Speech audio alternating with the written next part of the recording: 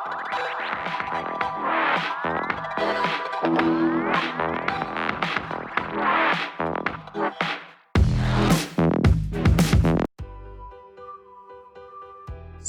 bertemu kembali anak-anak. Apa kabar kalian semua? Semoga kalian dalam keadaan sehat walafiat ya. Meskipun kalian tetap belajar di rumah, Ibu harap kalian tetap semangat belajar. Anak-anak, hari ini kita akan belajar tentang sumber daya alam dan manfaatnya untuk kesejahteraan masyarakat. Apa ya tujuan pembelajaran hari ini? Tujuan pembelajaran hari ini adalah supaya kalian dapat menyebutkan jenis-jenis sumber daya alam, dapat menjelaskan manfaat sumber daya alam itu, dan dapat menjelaskan sikap kita dalam memanfaatkan sumber daya alam dalam kehidupan sehari-hari. Mari kita mulai belajar. Anak-anak, kalian tentu masih ingat dengan pembelajaran kita di tema yang sudah lalu tentang apa itu sumber daya alam. Ya, jadi sumber daya alam adalah semua kekayaan berupa benda hidup dan benda mati yang ada di bumi yang dapat dimanfaatkan oleh manusia untuk memenuhi kebutuhan hidupnya. Sumber daya alam ada 3, yaitu sumber daya alam berdasarkan jenisnya, sumber daya alam berdasarkan sifatnya, dan sumber daya alam berdasarkan prosesnya. Yuk kita pelajari satu persatu. Berdasarkan jenisnya, ada sumber daya alam hayati dan sumber daya alam non-hayati. Apa ya perbedaannya? Dengarkan penjelasannya ya. Sumber daya alam hayati adalah sumber daya alam yang berasal dari makhluk hidup, yaitu sumber daya alam yang berasal dari tumbuhan dan hewan. Apa ya manfaatnya bagi manusia? Manfaatnya bagi manusia yaitu 1. Sebagai bahan pangan. Misalnya, dari tumbuhan kita memperoleh sayuran dan buah-buahan. Dari hewan kita memperoleh telur, susu, dan daging. Manfaat yang kedua yaitu sebagai bahan obat-obatan. Misalnya, ginseng dan jahe. Manfaat berikutnya adalah sebagai bahan bangunan, yaitu kayu dari pohon jati, kayu dari pohon mahoni, kayu dari pohon kamper yang dapat dijadikan alat rumah tangga seperti lemari, kursi, meja, pintu, dan lainnya. Itu tadi adalah pengertian sumber daya alam hayati dan manfaatnya ya anak-anak. Sekarang, apakah pengertian sumber daya alam non-hayati?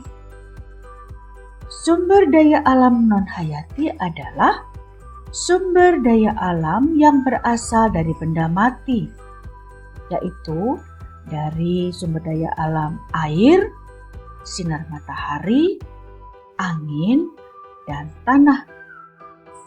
Apakah manfaatnya untuk manusia? Yang pertama, sebagai bahan minum, yaitu air mineral yang sehari-hari kita pakai untuk minum. Yang kedua, sebagai sumber penerangan, yaitu matahari. Yang ketiga adalah sebagai bahan bangunan, misalnya pasir. Sekarang kita pelajari sumber daya alam berdasarkan sifatnya. Sumber daya alam berdasarkan sifatnya ada dua, yaitu sumber daya alam yang dapat diperbaharui dan sumber daya alam yang tidak dapat diperbaharui. Apakah pengertian dari sumber daya alam yang dapat diperbaharui? Artinya adalah sumber daya alam yang terus ada dan dapat tersedia kembali setelah habis digunakan. Misalnya, air, tumbuhan, dan hewan. Kita tahu ya, kalau hewan bisa berkembang biak dan tumbuhan bisa ditanam kembali. Nah, kalau sumber daya alam yang tidak dapat diperbaharui artinya adalah sumber daya alam yang sulit bahkan tidak dapat tersedia kembali jika sudah habis digunakan. Karena proses ketersediaannya memerlukan waktu ribuan tahun, bahkan jutaan tahun. Contohnya apa? Contohnya batu bara dan minyak bumi. Karena ketersediaannya memerlukan waktu yang lama, maka kita harus berhemat dalam penggunaannya, harus bijak dalam penggunaannya.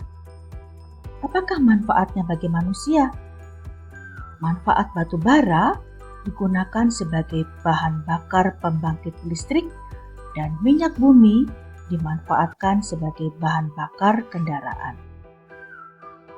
Sekarang kita pelajari sumber daya alam berdasarkan prosesnya.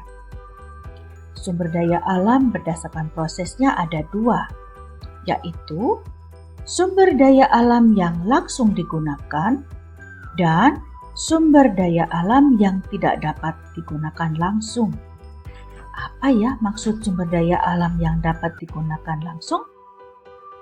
Artinya, sumber daya alam yang dapat digunakan tanpa harus diproses menggunakan teknologi.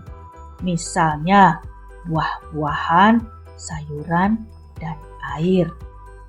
Kalau sumber daya alam yang tidak dapat digunakan langsung artinya sumber daya alam yang baru bisa digunakan setelah melalui proses menggunakan teknologi, misalnya minyak bumi dan batu bara.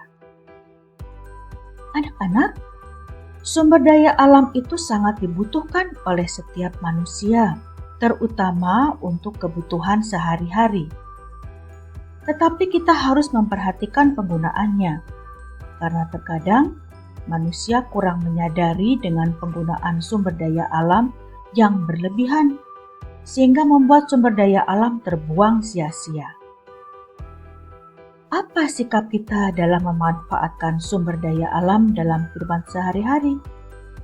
Ada beberapa hal sederhana yang dapat kita lakukan, yaitu menggunakan air secukupnya.